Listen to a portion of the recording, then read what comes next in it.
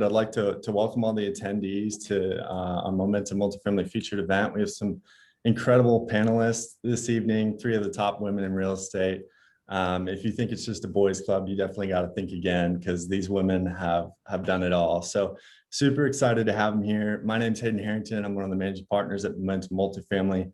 I'm joined here with my co-host, Dustin Miles, along with our featured speakers, Pili, Erin, and Maureen. We're super excited to have you guys. I'm going to turn it over to Dustin to let him introduce himself and to introduce our featured speakers. Yeah, appreciate everyone being here and super excited to have you guys. And we'll go ahead and just kind of hop into it. And so I'll kind of start off with the first question and then kind of go from there. And it's pretty laid back, but so there's a million different fields you guys can go into, and so I'll start with you, Maureen. Like, why real estate of all things? Well, I originally started in IT, which we were just talking about engineering, right, Dustin? So I used to be a network engineer, actually, for one of the large telecom companies, and kind of just did real estate on the side all the time. My husband didn't have a great retirement, and we decided to start buying some multifamilies. I actually grew up kind of around construction. I went to school for wiring, like electrical. I know how to build a house from the ground up myself. I've done every part of it. And just decided to kind of start with a smaller portfolio in Connecticut. And over time, I just realized that syndication was a thing. I never knew about it growing up. Nobody hears about this stuff, right? I didn't, at least. I kind of learned about that and realized I think I could do it. I only managed about 30 units we held and managed at my peak while I was working my full-time IT job. And they had offered a package one day, and I went home to my husband and I said, if I can't figure this out fast enough, are you willing to live in one of the multifamilies? Because at least you'll never be homeless in multifamily, right? If you own this. But I was willing to go for it. And he said, yeah, that's fine. And so that's what we did. It took about a year to get my first deal, but anyway, that's just what led to it. I realized I was tapping out on my time during the day. I couldn't add more units, and I couldn't quite get enough to where my cash flow covered my job. So that's what drove me into the apartment field. Awesome. Just curious, because I know you've been in multifamily for a little while. When did you get started? In the larger stuff or the little stuff? I guess both. Yeah. I started buying duplexes in 2006. We bought 2, then the market kind of crashed, and then I really saw some opportunity. And that's when I wanted to go out and learn how to deal with investors, because our cash was tied up. We didn't have a lot of money. We were kind of like sign on the first 2 and rehab them on credit cards. And then we got stuck with those properties. In fact, I'm just selling one right now. This is like 15 years later, right? And I had that sucker this whole time.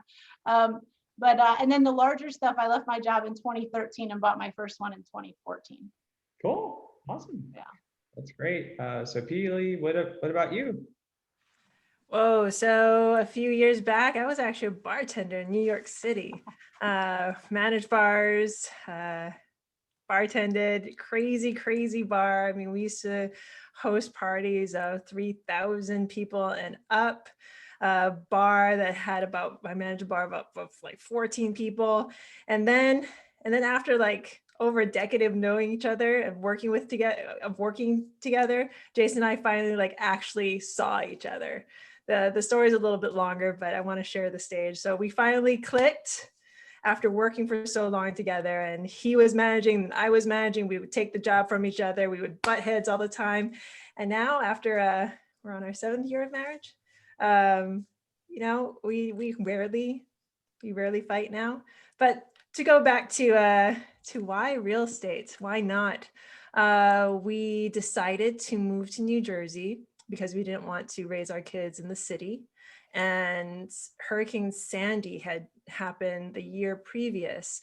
So Jason's family's background is in house raising. They actually take a house, they raise it out of the BFE, out of the base flood elevation, and then correct whatever needs to be corrected, put in a new foundation, and lower the house back down. So that's what they've been doing it for 40, 50 years, depending on when you ask my father-in-law. So we decided to take that business to the next level. And we kept with that same that same plan. And I'm laughing because if we have any flippers in the house, you're gonna laugh when I tell you what happened with our first house. And I'll go over that when we talk about first deals. But basically, we took the house, we would raise it up, and then we would add extreme value to this house. So this would be in like beach towns in New Jersey, where normally these houses would go for hundreds of thousands, sometimes millions of dollars. So we would take the house, we would add another story to it. So you would have new first floor and then a new garage.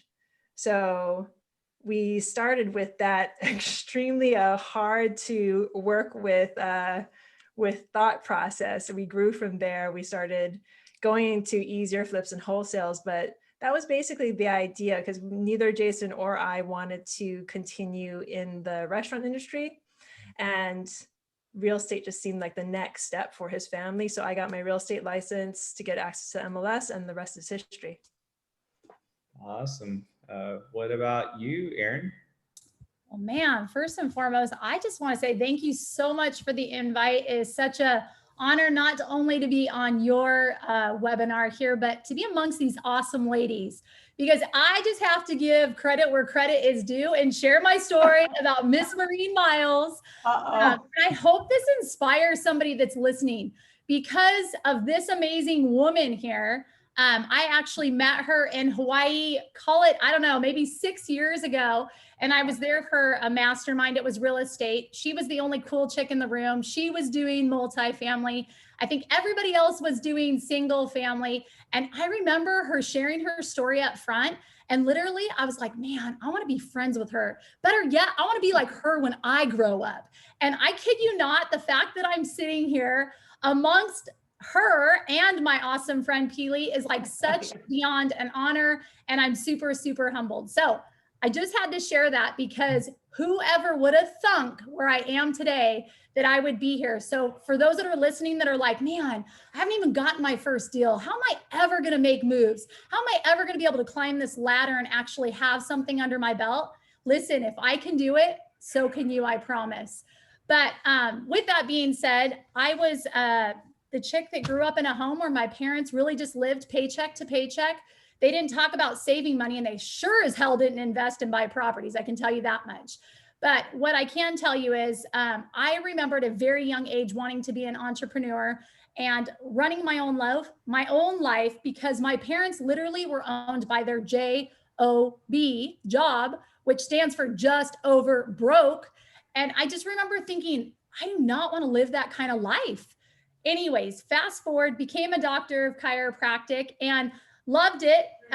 It was absolutely awesome and learned so much that helped me move into this space. But with that being said, I had 30 headaches. Team members in my office. And with that comes a 5-figure monthly payroll that I was responsible for as well, right? And so also fast forward, I've got 5 kids. The likelihood of them being a chiropractor is probably pretty stinking small, right? But when I found out the power of real estate and something called mailbox money, that's really what got my creative juices flowing and going. And I have never looked back since. So that's it. And thanks, Erin. I just want to say that's awesome. I do remember that trip too. That was pretty wild. You were doing something with single families, and yeah, and I'm used to being, we're used to being the only women in the room. We're the only multifamily or real estate person. Like, a lot of people don't get us, but that's right. Okay. Like I said, the world is long. Not for long, sister. We are going to dominate an industry that is all about, it's a man's world. Not for long. Watch out. There's enough for everybody, though. There's enough for everybody to go around. But thank you, Erin. I appreciate that. I didn't realize I had that big of an impact on you. So I love you, sister. You have. I love you too. You're happy awesome. to be your friend. Well, it's so cool to see, how far you guys have come, but let's take it back a little bit and go back to that first deal, because oftentimes, that first one is the hardest. So Maureen, could you tell us, what did that first deal look like for you? Yeah, so the first deal, and as Erin was saying, sometimes you're like, I haven't bought anything yet. So I had left my job. I've always in my life, I've always done well when kind of my back's up against the wall, or that 11th hour luck, right? It's just when I know I will perform, like I'll figure it out. And so I figured by leaving my job, it's kind of what I had to do.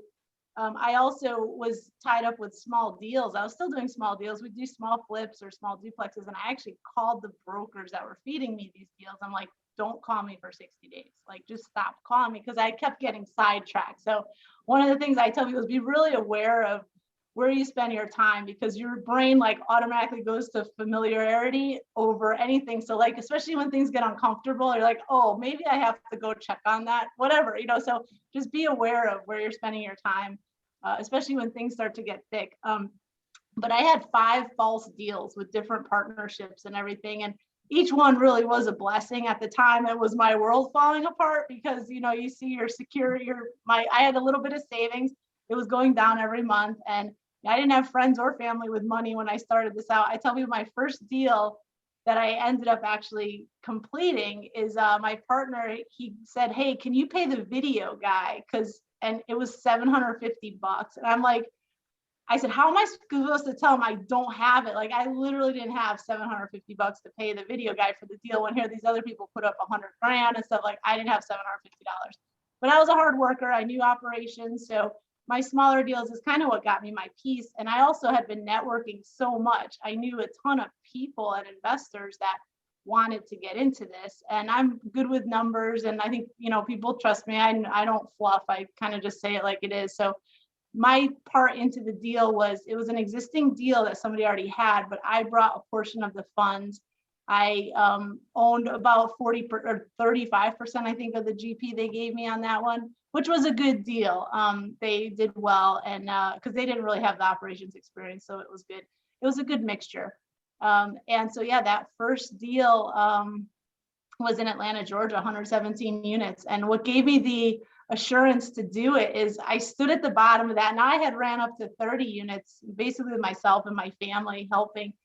And I stood at the bottom, and I'm like, okay, it was in Atlanta. I lived in Connecticut, my first one being hours away.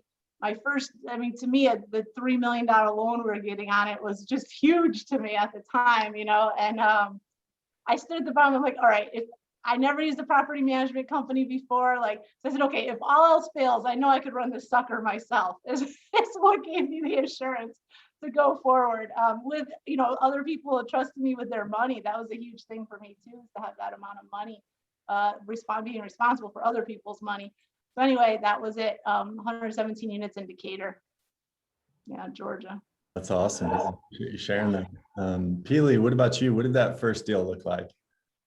So I could run the gamut of all the smaller deals that we did, but I don't think that we're here for that. So we were flipping and wholesaling, and we had our construction business, which Jason was a president of.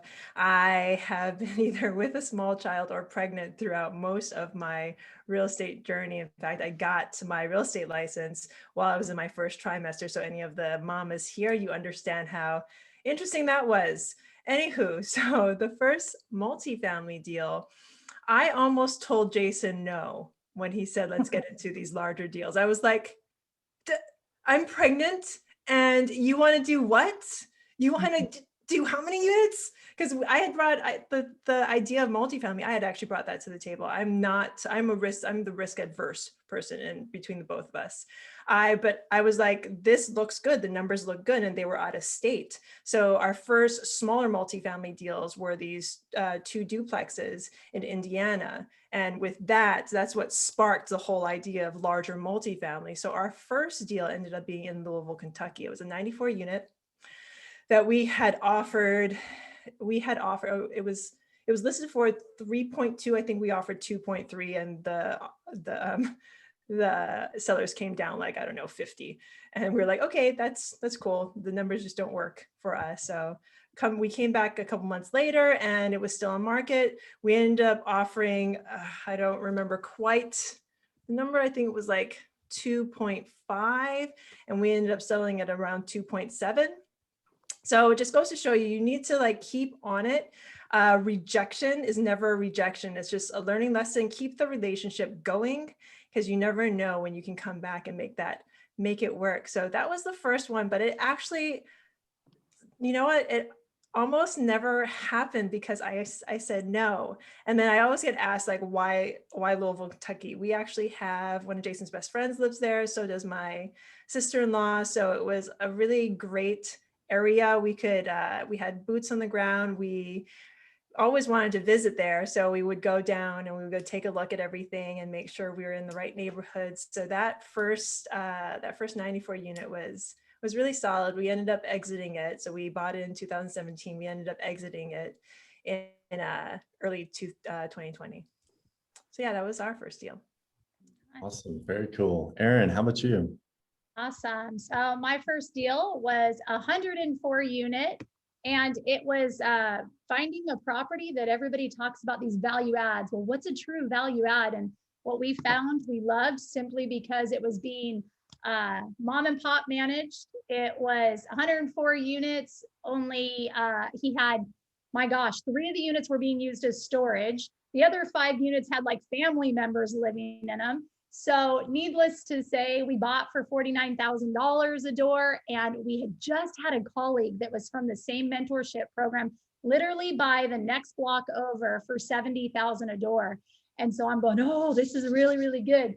So that was really the meat on the bone, or the value add that we had in that one, but it most certainly was not one of my favorite. I'd love to share with you one about my favorite. Can you give me the floor for a couple minutes? Sure. Yeah. I share it just because this was one of my first ones as well, but I share it because I want your listeners to hear that there are so many ways to get strategic and structure a good deal. And that is what makes this space so much fun. There's so many different ways to skin the cat. So I'm going to share this with you, and hopefully it will get those creative juices flowing. And for people that maybe are like, oh my gosh, I don't have any freaking money. Well, guess what? Neither did I with this deal. So hopefully it speaks to you. So it was basically a 36 unit, a smaller one. And my partners and I, at the time, there's just 4 of us. We each wanted to come in and buy this thing and have 25% ownership without bringing any other investors on. And I remember having the talk, and I had to bring $300,000 to the table. And I had some, I didn't have $300,000 cash in the bank, but I certainly had properties that were free and clear. So I thought, okay, I'm just going to refinance them out. I'm going to pull some cash out. I'm going to come to the table, and then I'll have at least my own, right? Or at least my 25% of ownership. So I went to bed that night. I woke up in the middle of the night with this aha moment.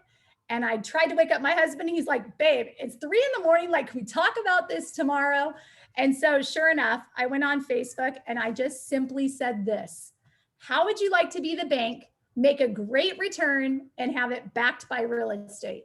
So of course you cannot go take people's money and have it be in second position to the main loan on the apartment, right? But what I did is I said to them, look, I will pay 7% interest only, 2 years minimum, 3 years maximum, and I'll have it backed, to my property that's free and clear. So I kid you not, it's all about the way that you position yourself. Perceptional positioning is absolutely the most powerful tool and super, super resourceful. So with that being said, within 48 hours, I got my hands on $300,000 and literally took OPM, other people's money, and I put it down on the property, and I came in as a 25% owner on this deal. Super, super fun stuff, because guess what? Was I excited that I didn't have to use my own money? Hell yeah. But more importantly, my confidence level literally just climbed that ladder one more notch. Why? Because I just won at the game of life. And just like a chick that goes into, where do we go? Okay. Are you the chick that goes into Nordstrom, and buys 1 shirt? Or are you the chick that goes into Marshall's and gets 4? I'm the latter. I like a deal. So anyways. I like the deal too. I'm all about Marshall's. Me as well. I'll admit it. Me as well. That's right. That a girl. And even then you go into Marshall's and you're like, where's that one rack that nobody looks at? What's been the nicest things there? Because it's been picked through, but there's that one thing that looks just so good on you. Anyway, back to real estate. So everybody faces challenges, especially, you know, in this game. Lots of things going on, lots of big numbers, all that stuff. Maureen, could you tell us about some of the biggest challenges you've overcome?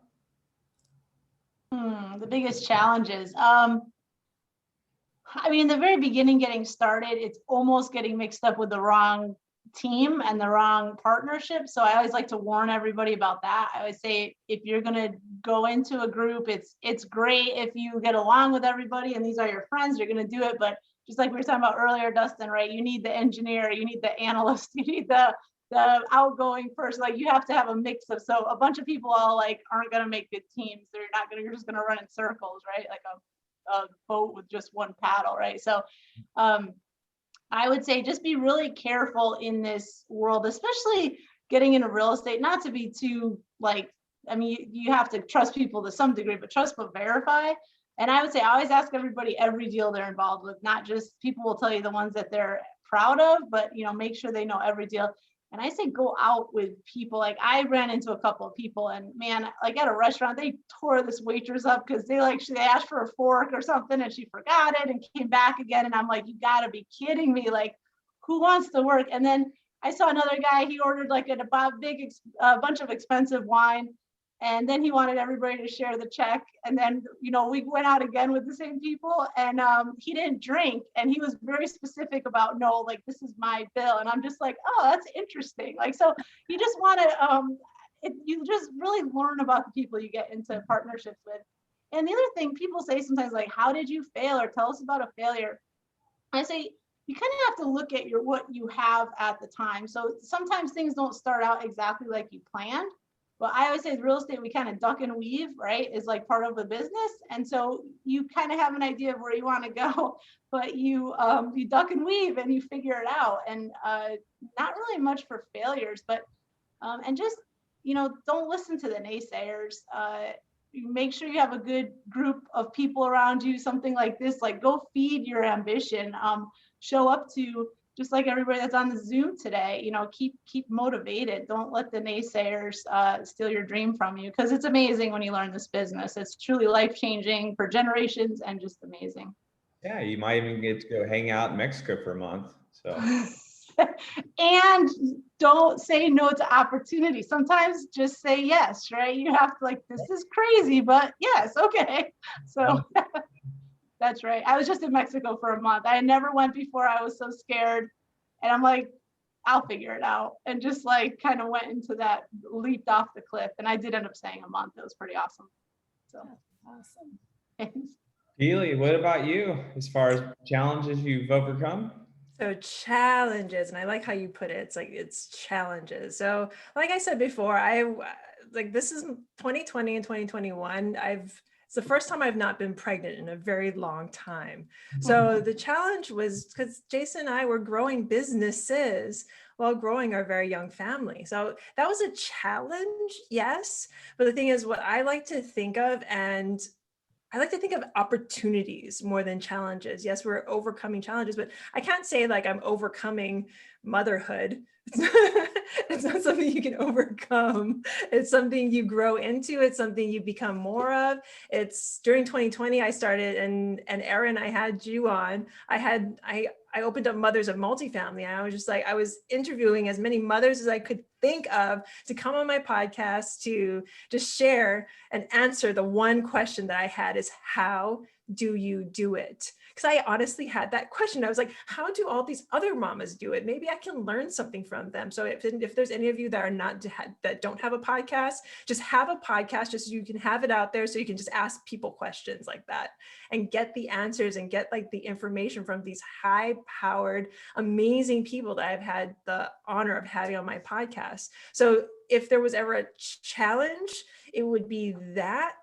But like life, it's something you grow into. It's something that you start layering on the positive things that have happened. My son now asks to become a partner. He wants to become an LP and learn how to be on the GP side. He actually asked me that the other day. He's six, and he's asked me these questions because we take him, now that we live in Tennessee and closer to our properties, we actually take them by our property so he gets to see how to reposition a property, what mommy and dad are doing. Sometimes he just sits down on the ground, plays with whatever he's playing with, and just listens to me talk on panels like this. It's a lot of fun to have him join me. And then my 4-year-old and 2-year-old, someday they'll join us too. So I like to think of these moments more as opportunities. These are like, we're stacking these opportunities to teach our children, or to teach our family, or to teach, or to just share information with others. So if you think of like a stack of cards, like if you're playing like a board game, for instance, or like the game Cash Flow, isn't that they're like the stack of opportunity cards? So you think of the stack of opportunity cards that you have. If you think of life like that there's just a stack of opportunity cards like right there, right on the game board called life. And all you got to do is reach out and grab them and pick them up, and don't let them, like Maureen said, don't let them pass you by. And also take a good look at those opportunities, because sometimes those opportunities aren't so much opportunities, but definitely think of it as like the positive side. So I like to think of challenges as if my biggest challenge in life is motherhood, then I consider myself super lucky. So my challenge is my opportunity at the same time. Awesome. Erin, what about you? How am I supposed to follow that? That was such a good life. Anyhow, well, I'm just going to stack back to my girl, Maureen Miles, in regards to partnership. There is nothing, and I hope you hear this loud and clear. Do not be a fool and jump into a partnership because, oh, maybe they're good people because they came from my same mentorship program, or I just get the warm and fuzzies when I'm around them. Like literally, I'm going to go back to what my girl told me, because did I screw up? Yeah, I screwed up, and I'm going to be transparent with you. Why? Do you think I want to share my dirty laundry? Hell no. But why do I do it? Because I want you to learn the tough lesson I had to go through. I went through a bad partnership, and guess what? I was at an event with Maureen, and I said, Maureen, what do you think about this guy? You know what she said to me? I totally remember this. When I look back, she goes, I don't know, but he sucks the energy out of me. That should have been a precursor for my girlfriend, and I did not listen. So what I have to say is, when you are working on just relationships and partnerships, make sure that you truly, truly follow your gut, because had I followed my gut, I would have also known, right? And sometimes we get a little bit too anxious and excited for, call it the first deal or whatnot, and you make a bad choice. Listen, let me tell you something. The cool thing is, even when we screw up and we make a bad choice, there's always a way to turn lemons into lemonade. And you know what? Had I not gone through what I went through, I would never be so incredibly grateful for my team Quattro Capital that I get the pleasure of doing life with, because I literally wake up every morning and I feel like, pinch me. I'm the luckiest woman because I love what I get to do. And I absolutely am addicted to my partners. Let's just say it that way. I love to be around them. We all speak the same language and are heading in the same direction to have the finest that life has to offer. So do not be desperate like me. So if I could jump in on both of those ladies' notes just a second, if I don't want to mess up your order here, if you're cool with that. So I have to say first, my kids, when I was doing the smaller multis, my kids were right there. Like my daughter thought, we had this one rehab, I kind of got burnt out at one point on a single family rehab that we were living in. And I don't know, she was probably in 2nd or 3rd grade. And we finally got like some energy again and some more money to like finish the upstairs bathroom. And she was upset because we were pulling the vanity out of her room that we had just stored there. She's like, I thought I was going to brush my teeth in my room. Like, where are you going with this? So they like, renovation just became so much of their life. Like they don't know like what a normal like house looks like that's not torn apart, right? So they just grew up in that. But they also, I said, I got called to my son's school when he was in 3rd grade. And it's a kind of a longer story and it's cute, but basically they called me in and they said, there's a problem with Christopher. I'm like, well, what's the problem? I had to go after school and meet the teacher. She says, well, they had job day and Christopher wouldn't pick a job. And he says they could have been a garbage man, they could have been an attorney, a doctor, anything. It didn't matter. But he says, why would I pick a job when I could be my own boss? And that was his answer. He just refused to pick a job. So we are influencing our kids, but make sure they're around you, like, because this is great. Like my kids know more about multifamily now, and they just like breathe, like eat, sleep, and breathe multifamilies. They both work for the company now. They're both in their 20s now. They head up our capital expenditures. They can jump in and manage any apartment complex. They know how to lease. So when they're walking around on our portfolio, which we're holding about 2,000 units right now. So I have one in Georgia, one in Indiana, and they walk around and they're my eyes and ears. I literally just got off the phone with my daughter today. She was checking out certain buildings, these certain walls that contractors. And so your kids become like your army of people. So I just wanted to make a note of that. And then also on the partner thing, I came this close to screwing up my first partnership. And one of the reasons I think we were able to share our dirty laundry and kind of share these stories is because, like, looking back, it would have sucked if the wrong partner like took this away from me or made it so I didn't think I was good at it or something. So really be so careful. I had some partners that I was going to raise all the money for the deal. I was too naive and new, and I just didn't know that was like, that should be a red flag. If somebody says bring every dollar to the deal, that's a red flag. I'm telling you right now, as new people. And I ended up going through the deal as little as I knew about it. Again, I hadn't done a big deal before, but I knew enough to be dangerous with the numbers and things like that. And it didn't make sense to me. And I was just like seriously asking the different partners. There were like 5 partners at the time, and there was $300,000 of hard money involved. They pulled me in, after none of them could raise the money because it was a bad deal. I just didn't know that much at the time. And so I'm like, I just don't understand how you're getting from this point to this point. They said, oh, go ask Bob, go ask Mary. That I asked each one of the partners. Nobody knew. And I had raised like $2.3 million, and we had all the paperwork. And I told my investors, I'm like, you guys, we can't come into this deal. Now, this was my first deal. I had been trying a year trying to get something together. I was so thrilled somebody was going to let me into their team. They weren't even going to give me any money for it, which is illegal, by the way. So I didn't know that at the time, though, right? And so I went to I just said, there's no way I can let my investors come in if I don't understand the deal. I realized they trust me, right? And I couldn't let them down. So as soon as I realized there's no way I'm going to have an investor put money in this deal, I went to that group. And, here the investors have been waiting 6 months. I thought that they would lose faith in me and stop waiting. I went to this team, and, you go to these different mentorships programs like Erin had said, and you don't want to be the one that doesn't show up with money on close day when other people have money hard and everything like that. Like, I didn't want to let them down, but I just didn't feel confident in them. So I went to the lady that pulled me in the deal, and what she said to me is, she said, Maureen, she said, I don't know what your bank account looks like, but mine is pretty light. She says, we just get this deal closed and we all get an acquisition fee at the end of the month. And I knew right then I was 1,000% making the right decision. And I knew, and that deal ended up being pulled back by the sponsor, and I think it ended in a lawsuit, and it was a bad deal. But my investors also said to me, thank you, Maureen, we'll wait for you because we do trust you. And if you don't think it's a good deal, we're just going to wait. And so I've made those investors a lot of money since then. So that's a good thing.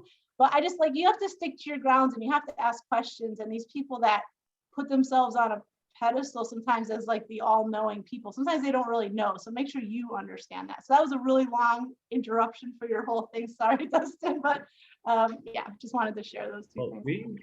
One thing I'll just kind of throw out there, so Hayden and I kind of talk a lot about, is not only partnerships, but then buying a property is, it's a long-term relationship if you put it in terms of dating or whatever, however you want to see it. But if and I invest passively with other people too, and it's a serious relationship or marriage, however you want to look at it. But you're in this relationship with these people for at least 3 to 5 years, but potentially 5 to 10. And so I guess the whole adage of hire slow, fire fast kind of starts to come into play. But anyways, we liken a lot of stuff to dating and relationships and all that stuff. So anyways, good stuff.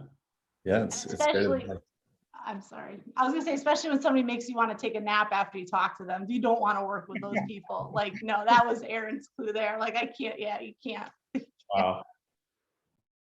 Yeah, that's really great advice. I like to say multifamily is marriage. You're married to your properties and you're married to your partners. So you better like who and what you're dealing with.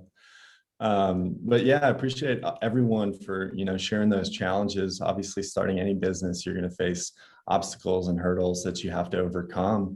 Could you guys talk, Maureen, I'll start with you again, maybe some of the daily habits that you have that help you overcome those obstacles?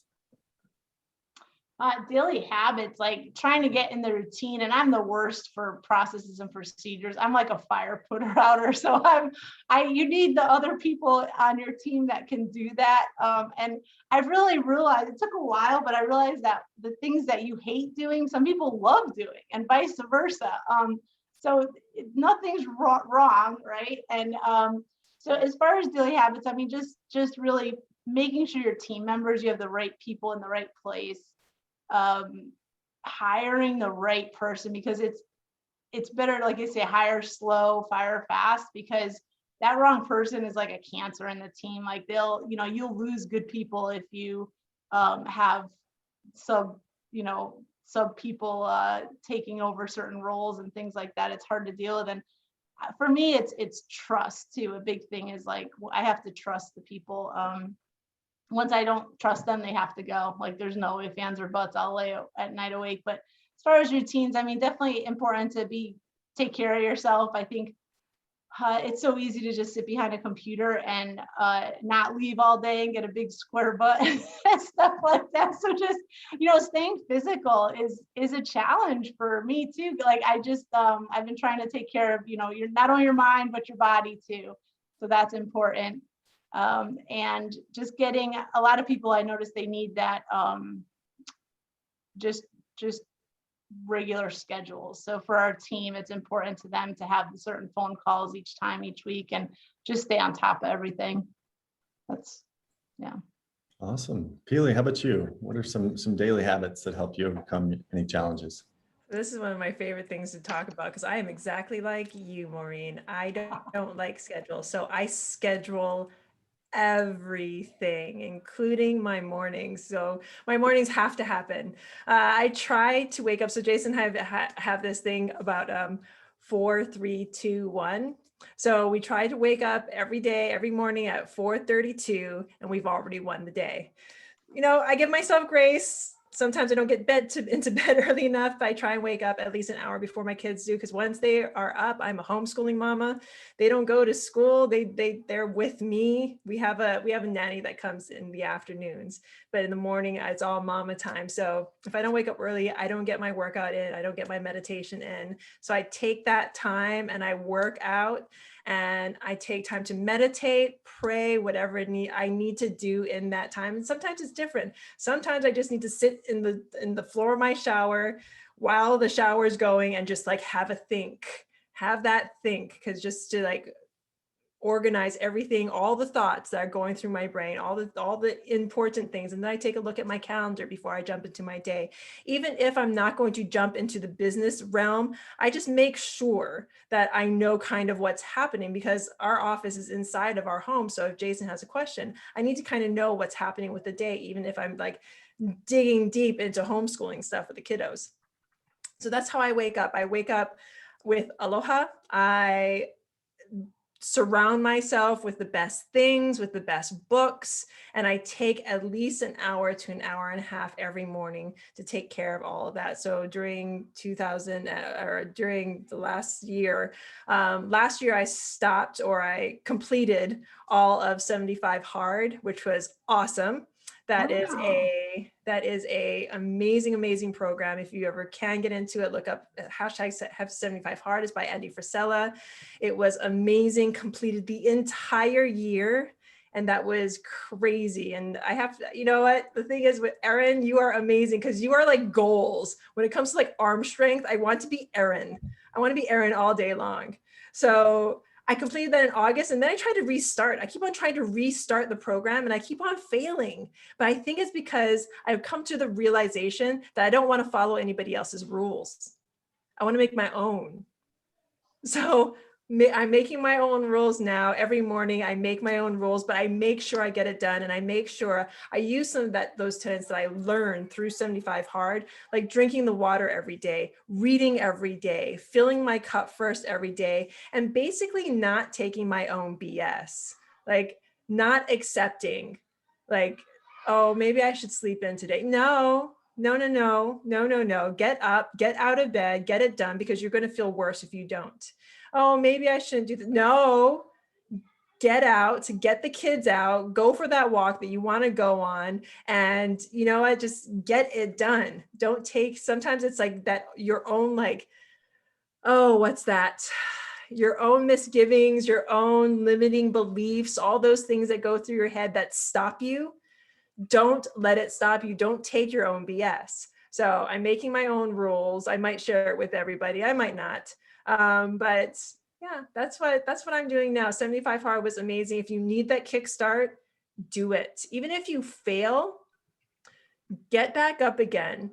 The failure is not a failure if you keep on letting yourself fail. So yes, I couldn't restart the program, but I don't consider that a failure because I understand now that I need to make my own rules. So if you need to follow somebody else's rules to really kickstart your life, kickstart where you need to be, get yourself to that next level, because that program is a level up for those that need it. If you don't need it, you'll figure that out real quick. So that's what I do every single morning to kind of like set my day up. Awesome. Yeah, appreciate you sharing that with us. Erin, how about you? First of all, Pili, I'm about to put you in my back pocket, girl. I just love you. I will second her 75 Hard. It is an absolute game changer. And Erin, I'm going to interrupt you real quick, because you could probably put me in your back pocket and do some squats. You probably do 50 squats with me in your back pocket. I'm just saying. Whatever. Here's the thing. First and foremost, the 75 Hard, everybody always thinks, oh my gosh, it's going to be a body transformation and I'm going to look so good. Listen, let me tell you, that is a total lie from the pit of hell. It's not about that. It's about, come on, let's be frank with one another. We suck at the follow through. I don't know. If maybe you're really good, you can raise your hand. We'll give you honor for sure. But it's about following through with what you say you're going to do. And all of us fall short at times. And so it's really about just reprogramming the mind, like she said, and really following through, because guess what? Just how I was able to orchestrate that deal and not bring my money to the table. Remember what I told you it did to my confidence? Same thing, you guys. You all of a sudden fulfill 75 Hard, and guess what? You just climbed one more ring on that ladder. So I cannot agree with that more. But let me just go back to what is it that I do in the morning. The mornings for me are a total game changer. And I know a lot of it is similar to what Pili was sharing, so I'm not going to waste too much of your time. But non-negotiables for me are getting out my book every morning and I write my 5 thankfuls. Even if my attitude sucks for a minute, I still write down the 5 things I'm thankful for. Simplistic. It could be like my kids, thankful they didn't fight yesterday or whatnot, thankful for whatever. Over and beyond that, I do my 5 thankfuls for my husband. Why? Because relationships and marriage is freaking hard. And if you're saying it's easy, you're a liar. And really, if it's easy, tell me the trick or the trade to it. But anyhow, you write down the 5 things that you are grateful for about your spouse or that you appreciate about them, to the tune of, oh, I'm so thankful he made my bed this morning, or the bed, right? Because it's all about having the gratitude in our hearts. And then, from there, this is going to sound really kooky, and some of you have maybe heard this. I am seriously a huge proponent of self-talk. And I'm not talking about self-talk like this and in my head. I talk like this, and I'm going to share with you, and I hope you glean from this and just try it on for size, even if your kids think you're wonky. Literally, I say, Erin, and I change it up every day. It's not the same thing, but Erin, you are awesome. Erin, you are unstoppable. Erin, you are on fire. Erin, you can have all that your heart desires. Erin, you are magnetic. Erin, people love to be around you. Erin, you can have whatever it is you want today. Do you see what I'm saying? Basically, nobody else is going to be your biggest fan out there. So you have to cheer your own ass on. So I have to literally do that in the morning, because guess what? It literally dictates the rest of the whole entire day and the trajectory of what my day is going to be like. And so I have to remind myself, I'm flipping kick ass. And when I do things like following through with what's on my task list, like what Pili said, literally my calendar is what dictates my whole entire day. I literally, hour by hour, is what I have to do every single day until I pick up my kids. But guess what? There's also another level that I climb when I fulfill those tasks that need to be done, right? It makes me feel good about me. And that's the most important thing. Why? Because I have 5 little kids that are watching my every move. Does her mom follow through and say and do what she says she's going to do? They're watching everything. So do we want weak suck kids, or do we want kids that go, man, I had the most badass mom, right? Or father. That's what I want my kids to say. So we got to lead by example. So anyways, I don't need to say more. Try that on. And I can't wait to hear how it goes when you start talking to yourself in the morning. Wow. Okay. Ready to run through a brick wall.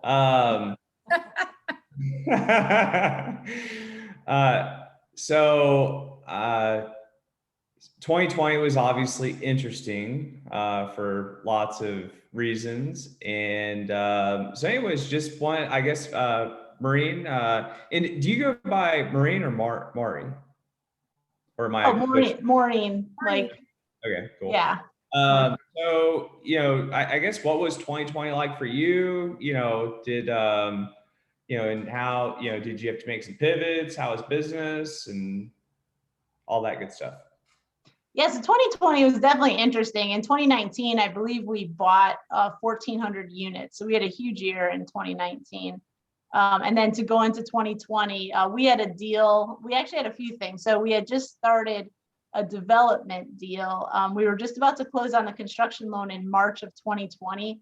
And I said, let's just wait a little bit longer. Like, let's just hold off. I said, I just want to make sure that I don't want to be burning through construction funds right now since we don't know what's happening, right? So that was a good move to make, because we were also involved in a major heavy lift where we were basically rebuilding 8 units on a 108 unit property. And that thing we're just getting done now. That one should have been done last summer, but because of COVID, the town halls were shut down, so inspectors weren't going out, and again, duck and weave, right? We ended up finding engineering companies that could approve plans and things like that, so we didn't have to wait for the town halls to open up. But anyway, so that really put a damper on our goals for that year. We did still end up closing on a property in October, November. We had one. It was directly from an owner. And we had delayed stuff until we can go through a unit by unit inspection. So I just told them yeah, we're just gonna have to wait. So I'm not buying it until I can get in all the units. And so we did eventually close on that, but that was only our one deal that we closed on that year, except for purchasing the land for the development that we're doing now.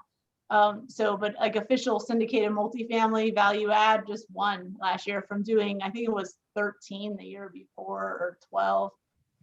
So big difference, yeah. And the other thing we did is I had a property management company I started in 2016 or 2017. We ended up shutting that down and rebuilding. I ended up doing a JV with I said I needed a COO.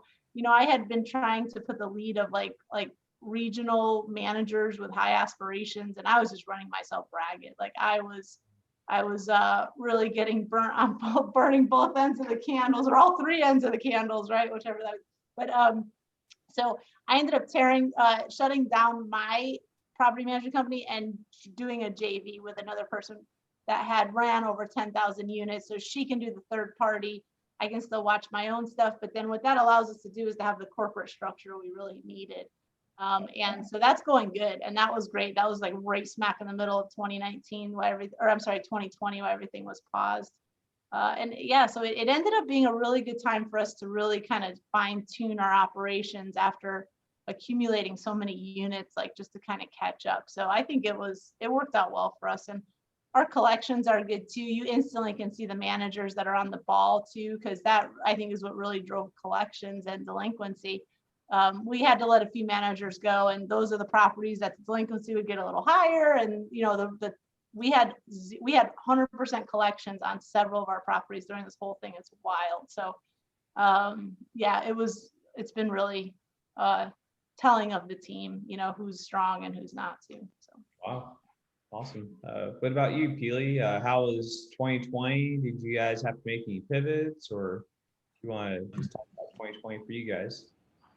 So 2020 was definitely a year of kind of honing in and growing. We, like a lot of people, okay, as soon as this kind of fell on us, the first thing that Jason and I did was we had this conversation a long time ago, is that if something big happened, what would happen? And a lot of people who are in relationships ask us how we did this. And it's because we had this conversation. So if you haven't had this conversation with your significant other, I would have it as soon as possible. And I have a feeling that more than not, most of us have had this conversation. What happens when something big happens, especially if you're partnered up with your husband or your wife or your significant other? Who goes family, who goes business, who goes here, who goes there? What side of the bus are you on? So with Jason and I, our lives are very much intertwined. We both are in the business and we're both very, very much family people. But as soon as this happened, as soon as it happened, no questions asked. It's not like I dropped everything that was business, but I went family and he went business. We had to, we absolutely had to do that for at least, we like stayed in those lanes for at least the 2 to 3 weeks when this all like, when we were all just shut down and everybody was like, what's happening? And we were all kind of spinning in circles as to what was going to happen next. We just did that. So that's the first lesson I want to give everyone. We just like, we went into our space. I made sure he was good. He made sure I was good. But when it came to those decisions, like we decided to take them out of school and early because they were all sick. All of our kids were sick during COVID when everybody was starting to get a little bit COVID crazy. So we took our kids out of school early. They didn't have COVID, but we took them out of school early. And I made that decision. I was just like, Jason, this is happening. We were going to actually go into another deal. We were going to start our own fund for the first time. And we were looking at a deal with really, really good friends of mine, people who I kind of wish we went into it, but Jason made the decision, you know what, I don't think this is a good play for us because we have other things that we have to do right now. We have other deals coming up that we're going to have to raise on soon. And we just don't know what's going to happen and what our investors are going to want to do with their available funds. So that decision was made. As soon as everything started to settle down, we did come back together. But when we did, we stopped doing like CapEx repairs on one of our buildings. We kind of held back on that. On another one of our buildings, we held back on distributions. By the next quarter, we were able to give those distributions plus that quarter's distributions to our investors, of course, but we weren't sure what was going to happen money-wise and with everything that was happening. I mean, we were given numbers that actually didn't come out or didn't come true in the end. So we became ultra conservative with our current buildings, and then with the buildings that we were looking to acquire, and we acquired 3 during COVID, we became more conservative. I think with one of the buildings, we actually got a COVID kind of credit during this time because the buyer really still wanted to sell. We felt that we couldn't pay the price that we offered, but we came to the negotiation. It wasn't that we were coming back and renegotiating because we just kind of like felt like it. It was that we really went through the numbers with the buyer and we came to a negotiation that, you know what, we'll in order to move forward with it, they're going to give us a discount. So those are kind of some of the things that we did personally and business wise. And then like, just to keep connections going, I started Mothers of Multifamily. We started Second Cup of Coffee. We were doing lives every day just to keep and I think that was more for Jason and mine's mentality and probably more for me because I like seeing people. I like being around people. I like connecting with people. So just being able to do those lives every day and keep those connections open on a regular basis was good for my heart. So I think during 2020, we all, or at least we learned a lot about ourselves, the things that we need to do to survive as like a couple, as a family, but also as like a community, as a community of people who work together. Because basically at some point we are all going to know each other. Erin and Maureen and I, we've never done a deal together, but who's to say that we're not one day? But having these connections, making these connections, it's really, really, really important. At some point, yes, the world will open up fully, but will we ever be the same? I don't know, but we learned so much. And if we stay on that positive, because a lot of negativity happened during 2020. I mean, I want to take this small moment to acknowledge that. A lot of negativity happened, but are we going to let that pull us down, or are we going to strive to be better from it? Are we going to take those steps forward that we need to learn from it to become better people, to become a better society, to become a better country? Are we going to take those steps forward? I like to stay on the positive side, but acknowledging those bad things that happened, those maybe failures, you call them failures, you can call them bad things, you call them negativity, whatever you want to call them. They will stay that way if you keep them there in that little box, or you can grow from it. You can use that fear as fuel. You can take that step forward instead of letting that hold you back, those things that happened or those things that might happen, or you can step forward into your superpower, into what you're meant to do. So if anybody's listening to this and is afraid or has something that's holding them back, don't let it. I want you to go to Erin's page right now, her Facebook page, and listen to anything that she says there, because anything she says will take you up just like that much. I swear. Like, test it. After this, I want you to go to Facebook page. If you're not following her, follow her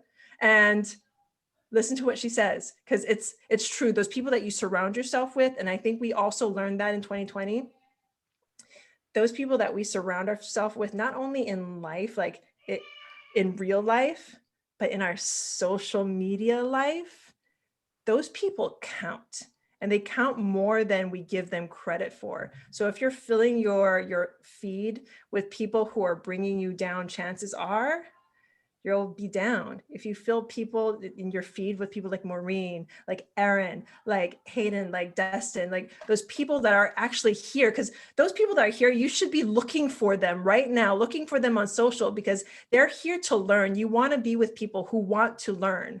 So those are some of the lessons I learned in 2020. Especially just be around people that want to take that step forward, that are not going to hold you back.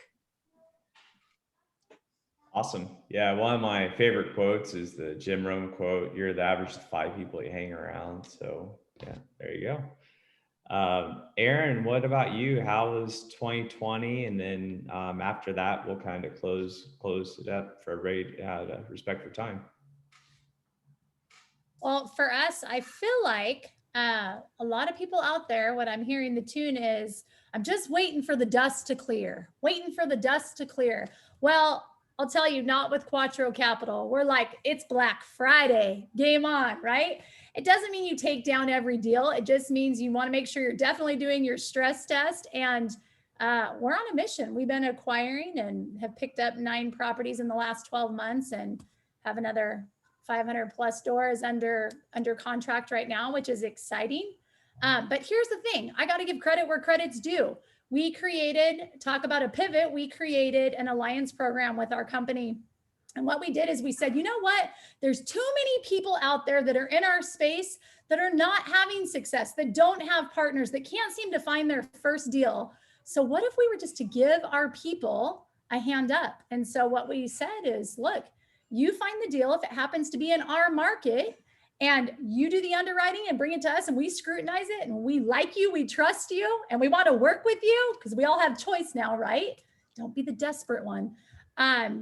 With that being said, what we do is we give 50% of our acquisition fee to the deal finder to give them a hand up, to bring them into the fold, to let them link arms with a cool, awesome team that will help guide them and put them on the right track. And literally, that has been the biggest game changer. Why? Think about it this way. What do people do right now in the multifamily space? A lot of them have one partner. Why? Because they have this scarcity mindset of, oh my gosh, if I bring on 4 people, I'm going to dilute it and there's going to not be anything left for me. Listen, friend, change your freaking mindset. Have the abundance mindset. Think of the game of football. Does it take one person to get the damn ball across the finish line? Or is it more strategic if you have other players and you can pass it and turn it and shift it and run it across the finish line? That is the only reason we've been able to make massive moves and leave a blazing trail, because we link arms with great, good people that we want to win, right? So anyways, 2 might not be the right answer for you. I don't know. We've got 5. There's 5 of us on our team, and it's freaking game on every day. So I just wanna, I wanna just put my 2 cents in that too, because I tell people less partners, the better. And I take the opposite way, but it's so funny. It depends who the partners are, right? I wouldn't mind working with a bunch of awesome people. You have to trust there's millions and millions of dollars in stake. So you have to know that person and those people, you know, forward and backwards. I've seen a lot. So again, started getting into this in multi and gosh, like 06 really. So I've seen a ton of partnerships attempted to go, and it seems like sometimes the more partners, the more failure to launch there was. That's all. And that's just my 2 cents. But Erin, you have a great team, so no problems there. And one other warning I want to just tell people as they get into this and as they're ambitious people, and when you deal with more than one partner, you always have to be careful of the tick. I said there's a like a blood-sucking parasite. They don't add anything to the deal. They just suck juice out of it, right? Is all that they're there for. So, and I see them in groups sometimes. So as you're new looking for partners, just be careful. The guy says, oh yeah, I'll sponsor you, bring me the deal, we'll hook it up. And I see this a lot. And they say, oh, you know, we don't have quite everything we need to like be the sponsor. So we're going to pull this person in, they're going to take a cut, and this person in, they're going to take a cut. And that original person you started with that thought was going to do everything does nothing. So I was luckily I knew enough about, but a lot of people fall into that trap. So I just say, just be careful of that, make sure everybody's doing their part in your group. So. 100%. I think that's some good feedback, Maureen, for sure, for sure. It goes back to where are you getting the partners from? And so for me, I would love to have that conversation another time offline with anyone that wants to know, because when you hear my story after coming from shit to going to grandiose, like I'm so uber deserving, but if you hear how the partnership was made and what it came from, it might raise your hair. That's all I have to say. Yeah. So really, I think the rule here is just if people say, oh, they had one partner or they have 5 partners, there's really no right or wrong answer, I think is what my point is to that. And just, you have to do what works for you and your partners, and, you know, just be aware of the ticks in the deals, or the, you know, the people nobody trusts, or the person that you have to take a nap after you have a meeting with them, you know, or you want to be the people that lift you up, like me and Erin. And I just don't know, Pili, I don't know you that well, but I'm sure you'd fit into this group too. But like if we're together hanging out, people know, like the room is lit up, like everybody's going, what is happening here? So it'd be dangerous if there was 5 of us together, like there would be. But just get people that excite you and that, you know, make you want to be better for them and stuff. So I just wanted to throw that out there. Maureen, honestly, I don't know how I don't know you. Like, Erin, You're in where was Nashville? like how? You're in Nashville? I'm in Nashville. We just moved here. Like, I'm in Nashville. I'm physically in Nashville right now. So Wow. Coffee next week. okay. Let's do it. That's awesome. Well, cool. It's been an absolute pleasure spending time with you ladies this evening, and appreciate all the wisdom you've shared. Just real quick, if anybody wants to get in touch, or maybe you want to point them towards some resources, how can they connect with you guys? Maureen, do you have any contact information? Yeah, so our company website is it's the number 4mrei.com. So it's 4M like Mary, REI like realestateinvestments.com. And I'll throw my email address out there. It's mmiles@4mrei.com. So throw it out. Erin is my assistant that watches my email. So you can say hi to Erin if you want to set up a call or something. I'm happy to talk to you. And you know, it is a little different. And I think like starting in this business, I was always like, no, I'm the same as everybody else. I'm the same as everybody else. But it is a little different being a woman. And I always looked at it as an advantage because people remember you. Like you're not like every other, no offense guys, but every other gray suit that shows up on the property. I remember going to my first NMHC, like I was like, wow, like there's thousands. I can't tell the people I'm supposed to meet. They all look alike. So it was pretty funny. But you know, just embrace it and have fun with it. You know, I've been asked, do we have to wait for my husband to sign the papers? Do I have to wait for my dad to sign the papers? You know, and so I just always laugh and roll with it. But anyway, my email address, I can go ahead and post it on the chat too. I see somebody's asking, so. Yeah, that'll work. Pili, what about you? How can people connect with you? So the best way to connect with me is to take a look at my website, www.yarusiholdings.com. I just posted it. That's probably the best way to learn more about my company, but you can find me as well as Maureen and Erin all over Facebook. I am probably the only Pili Yarusi there. So, so it's pretty easy to find me. You can find me on Facebook. If you're on Clubhouse, you can find me there. And yeah, I can't wait to keep this conversation going with anyone who has any questions about multifamily. And let's keep this conversation going. This is awesome. Dustin, Hayden, thank you. Absolutely. It's been a pleasure. Erin, how about you? How can people connect? Keep it short and sweet. thequattroway.com. I would love for you to plug in, meet my partners. We each have a minute video. You can get a feel for the awesome team that I get to work with. And down at the bottom, there you can schedule an appointment for a one-on-one. And I'd love to talk shop and find out how we can help you move your needle forward. Thanks so much for the floor. And ladies, I love you. Before you guys head out, I'd like to try and take a few screenshots real quick, and we'll post it all over everywhere. So if you want to smile. Hey, let me switch my lighting. I just noticed like it's getting dark here. Okay. Like fading away here. Okay, there we go.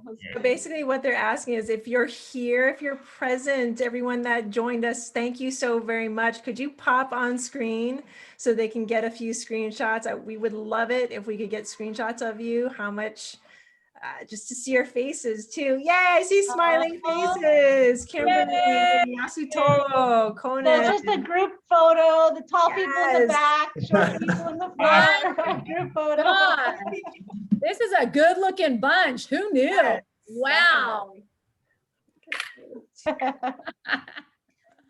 That is awesome. Yay. Thanks for coming in for a listen, you guys. Thank you so much. So honored, all of you. All right. Well, appreciate everybody being on, and this is recorded, so we'll get it posted for everybody too, and we'll post it all over social media. So appreciate everyone.